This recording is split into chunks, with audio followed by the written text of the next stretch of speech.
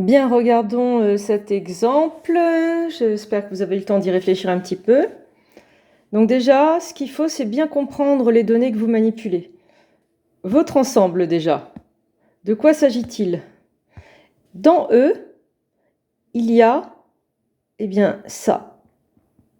Et ça, vous voyez que c'est une matrice carrée de taille 2. Et à l'intérieur, on vous a dit derrière ce qu'il y avait. Le premier constituant de votre matrice, à l'emplacement 1,1, c'est un réel strictement positif. Le deuxième constituant à l'emplacement première ligne, deuxième colonne, c'est un réel, n'importe quelle valeur. Puis là, 0, là, 1. Donc dans E, il n'y a pas A, il n'y a pas B, il y a vraiment des matrices de taille 2. Et parmi les matrices de taille 2, celles qui ont cette allure-là, cette écriture. Point, du coup, c'est le point usuel entre matrices. Vous connaissez bien cette opération. Et donc c'est parti. Imaginons qu'on vous demande de réfléchir à point est-elle une loi interne sur E? Si je connais mon cours mais que je n'ai pas bien compris, je vais prendre les notations par défaut. Donc j'écris pour tout UV appartenant à E, U.V défini et U.V appartient à E. Donc là, j'ai montré que je connaissais mon cours, mais vous voyez que le choix des notations de vos variables ne montre pas que vous avez vraiment compris l'objet que vous déclarez. Dans E, il y a des matrices. Et vous savez bien qu'une matrice, traditionnellement, on l'écrit avec une majuscule. Donc, à minima, vous devez montrer, quand vous déclarez UV dans E, que vous ne recopiez pas votre cours sans l'avoir compris, et que vous avez compris qu'ici, vous manipulez des matrices, et donc, à minima, vous allez mettre des majuscules. Ou même, vous allez changer de lettre. Vous allez prendre M et N, parce que ça fait encore plus penser aux matrices. Mais il me faut au moins des majuscules. Et là, le U.V appartient à E. Donc ça, c'est pour écrire votre booléen. On adapte au type d'objet qu'on manipule et donc on prend le temps de lire l'ensemble et de comprendre ce qu'il y a dedans. Et après, comment est-ce qu'on répond à ça? Eh bien, pour y répondre, je vais changer de couleur. Comme d'habitude, imaginons que je vous demande de montrer que ce booléen est vrai. Vous allez déclarer U et V dans E.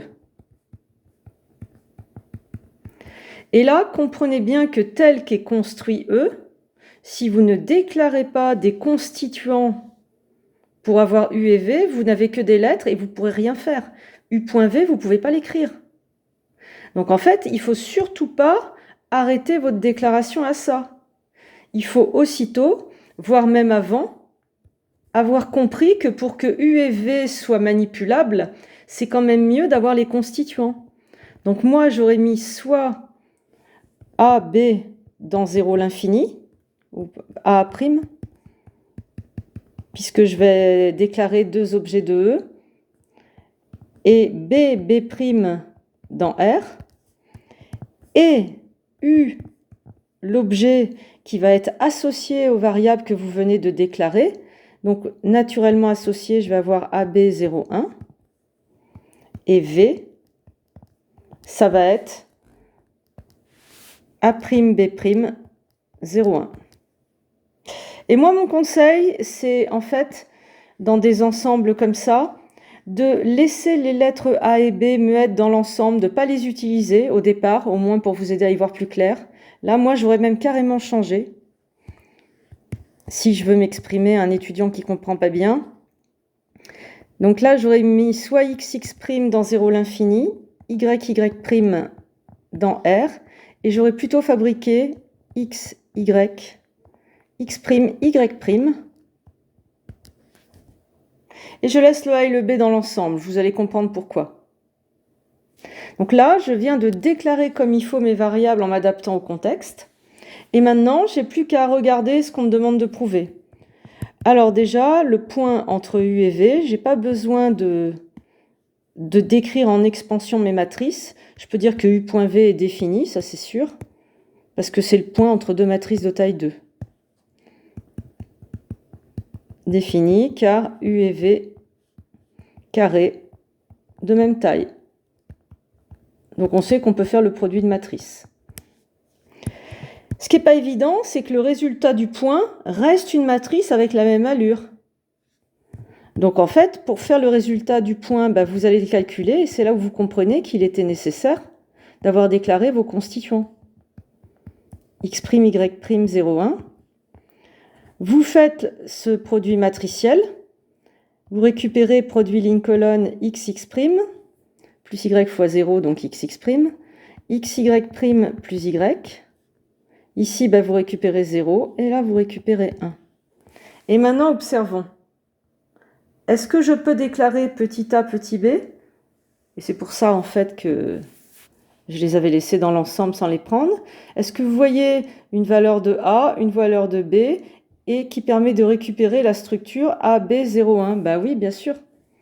A égale XX', B égale XY' plus Y. Donc là, il n'y a plus qu'à conclure. On observe U.V appartient à E. A égale XX' et B égale XY' plus Y. Voilà. Continuons. Si je vous demande de réfléchir, donc déjà on a bien une loi interne. Si je vous demande de réfléchir à la propriété de G2 de groupe, est-elle associative sur E, le point usuel? Alors vous pouvez écrire le booléen.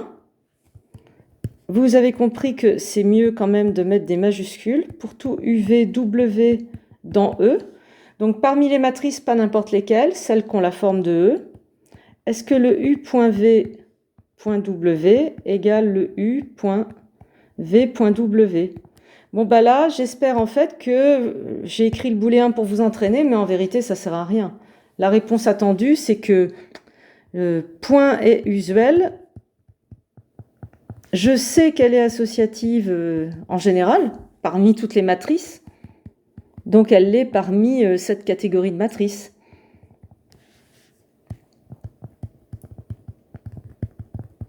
Elle est associative sur M2 de R, donc ça c'est la façon de dire en général. Donc elle l'est sur une caté plus petite, sur E, puisque E est une partie de M2 de R. Donc en fait ce booléen, on l'a écrit mais il ne sert à rien. Point est-elle commutative? Si je vous demande de réfléchir à ça, eh bien point n'est pas commutative en général parmi les matrices. Mais peut-être que dans cette caté, ça marche. Donc vous devrez réfléchir au booléen. Pour tout UV, ça sera une matrice appartenant à E. Est-ce que U.V égale V.U? Et donc là, c'est pareil. Vous devez avoir compris que pour gérer ce booléen, vous allez déclarer UV, soit UV appartenant à E. Et là, surtout pas de point. Il vous manque la déclaration des variables qui constituent U et V et qui permettent de récupérer des résultats. Et soit A, B tel que, ou alors vous changez l'ordre. Si vous avez compris que les constituants sont nécessaires, vous présentez d'abord les constituants, soit A, B appartenant à 0 l'infini, je vais changer de lettre, pardon, j'avais dit, soit X appartenant à 0 plus l'infini, comme tout à l'heure, quoi, en fait. Soit Y réel, et soit les UV associés aux variables que vous venez de déclarer. U égale X, Y, 0, 1, et V égale. Donc c'est pas la seule manière de déclarer, hein, mais ce qu'il faut, c'est que ça soit dans le bon ordre, ou tel que, enfin bref. Il faut qu'il soit déclaré de toute façon. Et puis après, il n'y a plus qu'à. U.V, vous calculez votre produit matriciel. On l'a fait tout à l'heure, XX', produit ligne colonne, X, Y' plus Y, 0, 1. Et U.V, eh bien, dans l'autre... V.U. Donc, dans l'autre sens, ça fait X', X, Y plus Y', 0, 1. Et là, vous voyez que quand on observe, ici, ça le fait, mais là, il n'y a pas de raison en fait que la formule soit tout le temps égale. Donc là, je comprends qu'en fait, j'ai démarré ma démo comme si ça allait être commutatif, mais finalement, je ne peux pas affirmer que c'est tout le temps égal. Donc, je change de stratégie. Je vais montrer que la négation ici est vraie, c'est-à-dire il existe des matrices dans E. Le point entre U et V et le point entre V et U est différent. Donc ici, moi, sur un truc comme ça, eh bien, je passe, j'ajuste ma démonstration et donc je passe en numérique.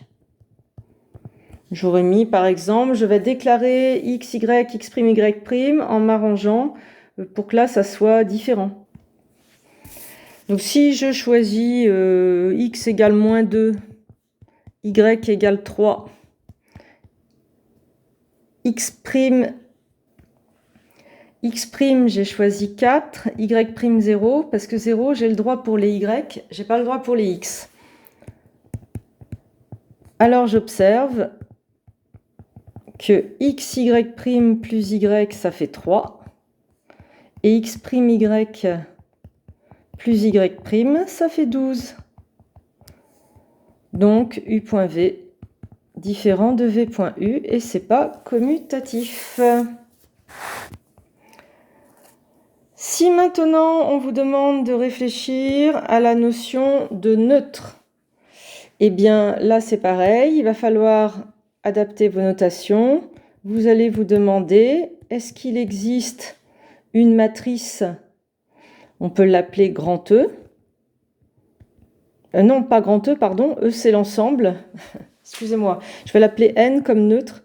Est-ce qu'il existe N appartenant à E, tel que, pour toute matrice U de E, eh bien N.U égale U, et il faudra vérifier que c'est bien égal également à U.N.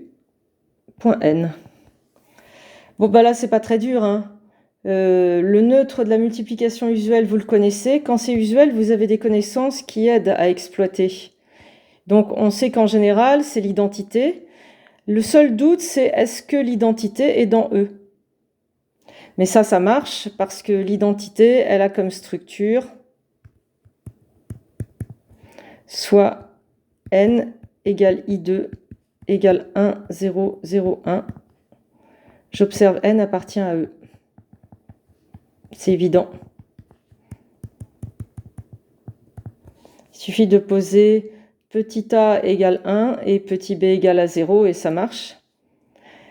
Et N est neutre, évidemment, de point sur E, puisqu'elle est neutre en général pour toutes les matrices. Si maintenant je vous demande de réfléchir à la propriété de symétrique, puisque j'ai un neutre, là, j'ai déclaré deux valeurs, A est strictement positif, B est nul, j'ai le droit, et j'ai cet élément associé à ma déclaration de variable. Et je vous demande, M possède-t-elle un symétrique? Eh bien, vous devrez réfléchir au booléen. Est-ce qu'il existe M tilde dans E, tel que, je trouve que ma notation fait penser aux matrices, hein, donc c'est celle-là que je choisis, tel que M.M tilde égale I2, puisque le neutre c'est I2. On n'a pas besoin de vérifier M tilde.M, parce que ça, c'est vrai en général tout le temps pour les matrices, je le sais, ma loi est usuelle. Bon, bah là, vous pouvez rattacher ça à vos connaissances. Réfléchir à cette question, c'est réfléchir à l'existence de l'inverse, et en fait, il va simplement falloir se demander si l'inverse est dans E. Vous pourrez montrer, c'est pas très difficile, que oui, M tilde égale 1 demi 0, 0, 1 convient. C'est l'inverse d'une matrice diagonale, ça peut se faire sans effort. Et si maintenant je vous demande d'écrire le booléen chaque élément de E possède-t-il un symétrique? Eh bien je vous demande d'écrire pour tout M appartenant à E,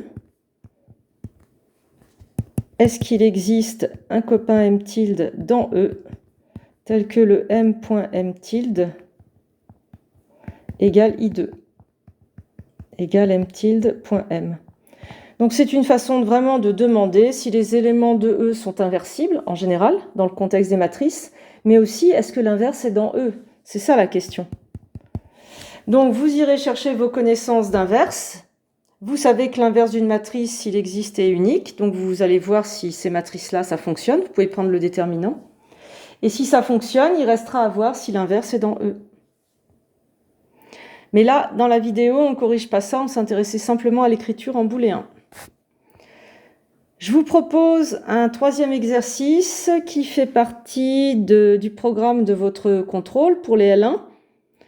Et donc, je vous laisse y réfléchir. On se retrouve dans la vidéo 3 pour le corriger.